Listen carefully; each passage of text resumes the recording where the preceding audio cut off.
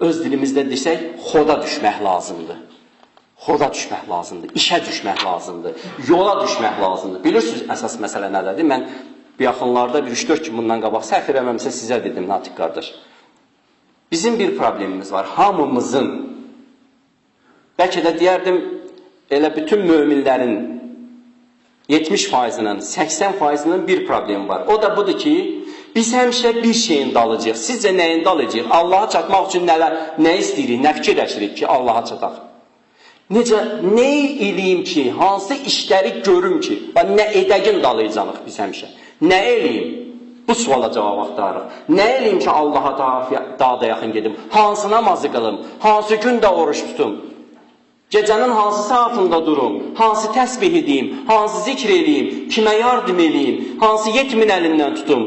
Hansı yetim qızın cehizinə kömək eləyim? Hansı, bunlar lazımdır, bunlar şərtdir, bunlar yaxşıdır. Amma bizim düşüncəmiz həmişə bu həddədir. Nə edim, nə edək sualının dalıcan düşmüşük.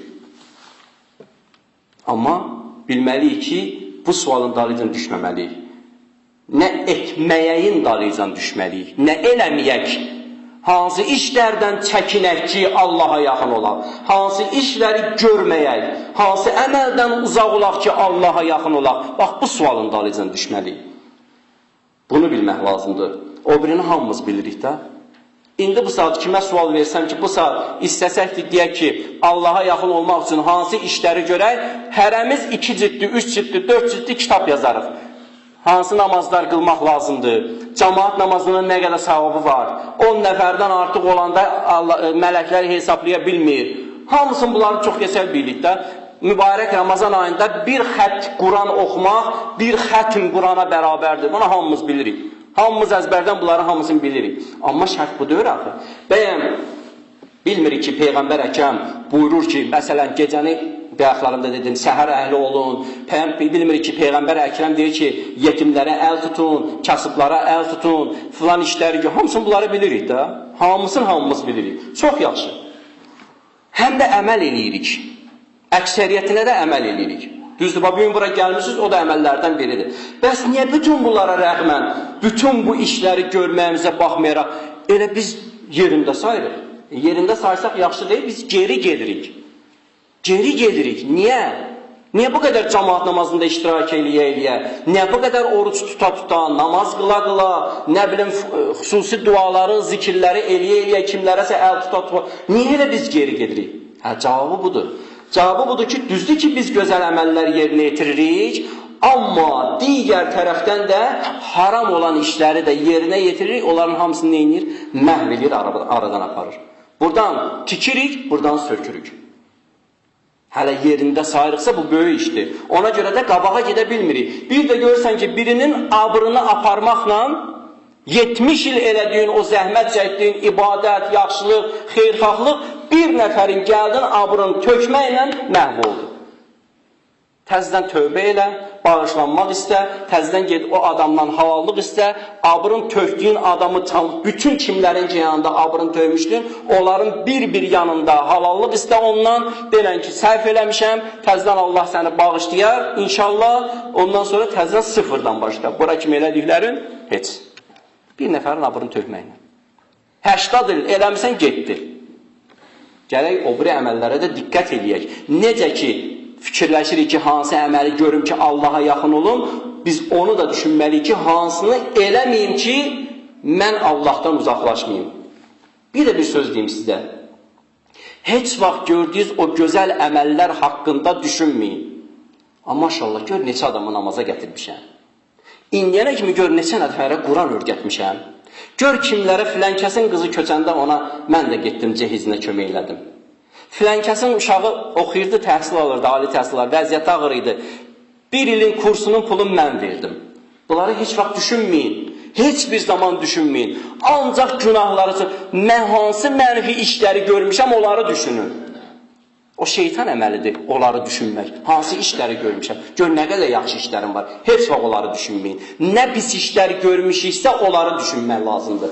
Bunu hamımız bilirsiniz, Peyğəmbər səhabələri ilə ki, bunu dəfələrlə özünüz də oxumusunuz, məndən də eşitmişsiniz, böyük alimlərdən də eşitmişsiniz. Peyğəmbər ki, səhabələri ilə gəlir bir əkin yerinə görür, əkin üçün yeri işləyiblər, qazıblar. Bilirsiniz də yeri işləyəndə, o torpağı şumlayanda, torpağın altı üstə çevrilir, üstə alta çevrilir, daha zibil hamısı qarışır da orada itir. Bir səliqəli bir şey görünür, təptəzə, yaraşıqlı, qəşəng bir şey görünür, düzdürmü? Heç nə tapmaq olmurdu orada. Bu əkin yerinə gələndə Peyğəmbər Əkrəm deyir ki, hər biz bir dənə çırpı götürün, burada ocaq qalıyıq. Deyirlər, ya Rəsulullah, burada işlənib, işlənmiş yerdir, şumlanmış yerdir, burada çırpı nə gəzir? Peyğəmbər deyir, siz gedin toplayın. Gedirlər, toplayırlar, həqiqətən də o qədər çırpı toplanır ki, böyük bir tonqal qalanır. Böyük tonqal. Peyğəmbər buyurur, öz əməlləri üzə də belə diqqət edin. Yaxşı əməlləri görürsünüz, əkin yerini görürsünüz, nələr əkmişsiniz, namaz əkmişsiniz, xeyirxahlıq əkmişsiniz, nə bilim nələr əkmişsiniz, onu elə görürsünüz, günahları görə bilmirsiniz. Amma onu axtaranda tapırsınız ki, nə qədər mənfi, görün, nə qədər günahlar yığılır. Günah da bu cürədir. Peyğəmbər buyurur, hər qədər təkləmi yolunub, günah da belə yığılır. Bilmirsən, özünü istələmirsən. Sonda bunu deyim, sözümü bitirirəm. Bunu deyim, sözümü bitirirəm. Mənim əzizlərim. Günah eləməməyin ən yaxşı yolu nədir? Mən neyim ki, günahdan uzaq olum? Bəli, bunu demək istəyirəm ki, mən hansı işi görüm ki, nə eləyim ki, günahdan uzaq olum? Günahdan qaçım. Hansı işi görüm? Ən yaxşı, bir misalla izah edeyim. Ən yaxşı odur ki, o mühitə gedib girməyəsən. Günah olan mühitə gedib girməyəsən. Ən yaxşı misal budur. Məsələn, biri var ki, gedib girirsən xəstələrin içinə. Bir xəstəxanaya getmirsən, infeksiyon xəstələrin içinə gedib girmirsən. İndi bu infeksiyon xəstələrin içinə girəndə sən bir 70% ən azından 60-70% sənə də hoppa ehtimalı var da, sənə də keçmə ehtimalı var. Niyə görə? Bax, getdin, girdin o infeksiyon xəstələrin içinə. Gedib girirsən, o parazitli xəstələrin içinə girirsənsə, 60-70% o sənə keçməlidir. İndi sonra neynəməlisən? Sonra getməlisən, müalicə götürməlisən, iynə dərman eləməlisən, nə bilim, filan, nə qədər xərc, xəsarət, ta ki, bu xəstəlik sənin canından çıxsın. Çıxır da, çıxa da bilir. Amma daha bədən ölüb, immun zəiflədi. Hər bir xəstəlik, başqa xəstəlik daha tez səni qapacaq. Günah da belədir. Günah olan yerə görürsən ki, orada qeybət var, gedib girmə ora. Bilirsən ki, ora içki məclisidir, gedib girmə ora. Bilirsən ki, orada xina musiqiləri var ya olacaq, gedib girmə ora. Bilirsən ki, orada getdiyin yerdə şit söhbətlərdir, şit zarafatlardır, şit söyüşlərdir, filandır. Əlbəttə, söyüşün şiti duzlusu olmur, elə söyüşün hamısı pisdir. Bilirsən ki, orada olacaq, gedib girmə ora. Oradan uzaq ol yine. Yəni, profilaktik tədbir deyirlər də tibb elmində buna. Profilaktik tədbir. Profilaktik tədbir eləmək yaxşıdır. Nəinki sonradan iynə dərman. Nəinki ora günaha batandan sonra düşəsən Allaha ətəyinə ki, Allah bağışla, əfv elə, bilmədim, günah elədim, artıq ləkə götürdü. Necə ki, bədənin iynə dərman götürdü, sənin immun sistemi biraz da zəiflətdi, sən o günaha gedib batandan sonra nə qədər tövbə eləsən də, artıq ruh ləkə düşdü ruha. Ruha ləkə düşdü. Elə eləyək ki, ruha ləkə düşməyək. Yəni, o günah mühitindən aralıda olaq inşallah. Bir salavat zikr edeyim.